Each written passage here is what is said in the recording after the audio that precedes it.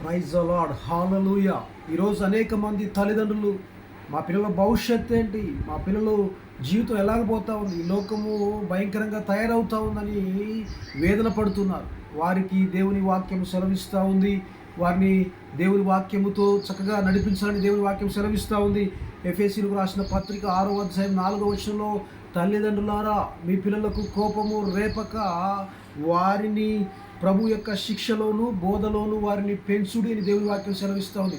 ఎప్పుడైతే నీవు ప్రేమలో, ప్రభు యొక్క శిక్షలో, ప్రభు యొక్క ప్రేమలో, ప్రభు యొక్క బోధలో నీవు వారిని పెంచుతావో తల్లిదండ్రులకు వారు విధేయులుగా ఉంటారు. ఈనాడు అనేక మంది బిడ్డలు తల్లిదండ్రులకు విధేయత చూపక చక్కని భవిష్యత్తు పొందుకోక వారి జీవితాలను మధ్యలోనే కోల్పోతూ నాశనం కొని తెచ్చుకుంటున్నారు. కనుక ఈరోజు బిడ్డలు చక్కని భవిష్యత్తు పొందుకోవాలంటే, ఆశీర్వదించబడాలంటే, మేలు పొందుకోవాలంటే తల్లిదండ్రులుగా మన బాధ్యత మనం గుర్తించాలి. వారిని ప్రభు శిక్షలోను బోధలోను పెంచినప్పుడు వారి చక్కని జీవితాన్ని పొందుకుంటారు, ఆశీర్వాదం పొందుకుంటారు, తల్లిదండ్రులకు విధేయులుగా ఉంటారు, తల్లిదండ్రులకు పేరు ప్రతిష్టలు తెచ్చేవారుగా ఉంటారు, తల్లిదండ్రులకు మంచి పేరు తెచ్చి ఈ లోకంలో వర్ధిల్లేవారుగా ఉంటారు. కనుక తల్లిదండ్రులుగా మనం ఈ మాటలు గ్రహించాలి, ఈ వాక్యాన్ని గ్రహించాలి, ఈ వాక్య ప్రకారం పిల్లలు పెంచాలి.